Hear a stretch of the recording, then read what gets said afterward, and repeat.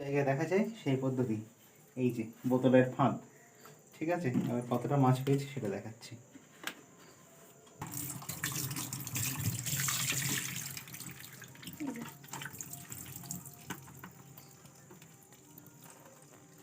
দ্বিতীয় বোতলটা ঢালবো তারপর।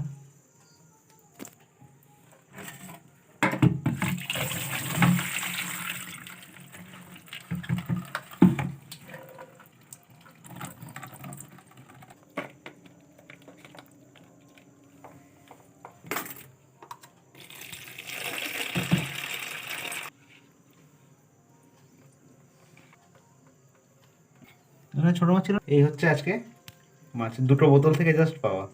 দুটো বোতল কেটে ফাঁদ বানানো হয়েছিল, এবার সেই বোতলের ফাঁদে এই মাছগুলো সব কিছু পড়েছে। পরে ফাঁদ কীভাবে পাতা হয় সেটা দেখানো হবে এর পরের ভিডিওতে। সাবস্ক্রাইব করে বেল আইকনটা চেপে রাখুন, ভিডিও আপডেট আসলে দেখতে পাবেন।